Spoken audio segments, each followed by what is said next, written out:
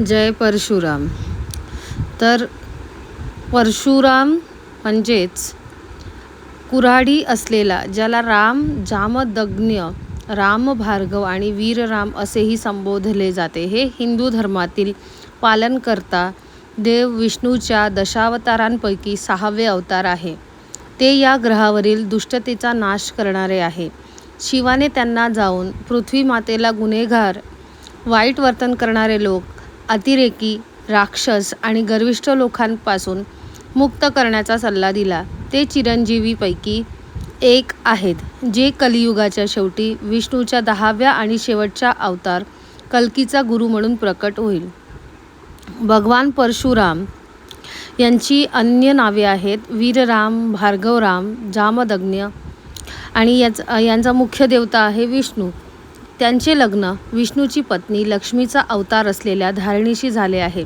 रामायण महाकाव्यात ते सीता स्वयंवरानंतर येतात, जेव्हा राम पिनाकाचे दिव्य धनुष्य उचलतात आणि तेव्हा तोडतात, तेव्हा मोठा आवाज ऐकून ते येतात. नंतर ते असा निष्कर्ष काढतात की राम हे स्वतः विष्णू आहे आणि त्यांनी स्वतः रामाला त्यांच्या तपस्येचे फळ नष्ट करण्यास सांगितले. महाभारतातील ते भीष्म, द्रोण, रुक्मी आणि कर्ण यांचे गुरु होते. प्राचीन भारतातील सम्राट प्रसन्नजित राजाचा नातू परशुराम हे ब्राह्मण कुळातील भगवान विष्णूचा 6वा अवतार समजले जाते. त्यांचा जन्म प्रसन्नजित राजाचा जावाई ऋषी जमदग्नी आणि राजकन्या रेणुका माता यांच्या पोटी वैशाख शुक्ल तृतीयेला म्हणजेच अक्षय तृतीयेला झाला.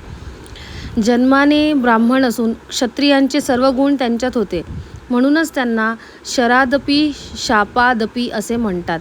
भगवान शंकरांकडून त्यांनी परशु हे शस्त्र घेतले आणि अनेक विद्या आत्मसात केल्या.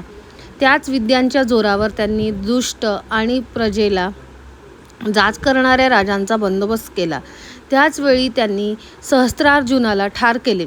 पुढे राजाला जिंकून ताब्यात घेतलेली जमीन त्यांनी ऋषिकुलाला देऊन ते महेंद्र पर्वतावर तप करण्यासाठी निघून गेले. त्यानंतर त्यांचा उल्लेख रामायणात सीता स्वयंवरात येतो. तेथे त्यांनी शिवधनुष्य तोडणाऱ्या रामाला आव्हान दिले. मात्र राग शांत झाल्यावर त्यांनी रामाला आपल्याकडील धनुष्य भेट दिले व विद्या दिली. त्यांनी महाभारतात काळी, भीष्मांना आणि कर्ण या सगळ्या विद्या दिल्यात. नंतर अंबेच्या याचनेवरून त्यांनी भीष्माशी युद्ध केले. या युद्धेत कोणाचाही विजय झाला नाही. शेवटी भगवान शंकरांनी यामध्ये मध्यस्थी करून युद्धास थांबविले. तरीही भीष्मांनी अंबेशी लग्न करण्यास नकार दिला. परशुरामांचे अवतार कार्य संपल्याने कोणत्याही ग्रंथात उल्लेख आला नसल्याने परशुराम हे 7 चिरंजीवांमधील एक आहेत असे समजले जाते. भगवान परशुराम आजही ओरिसा राज्यामधील गजपती जिल्ह्यातल्या परलाखेमुंडी येथील महेंद्रगिरी पर्वतावर वास करतात असे सांगितले जाते.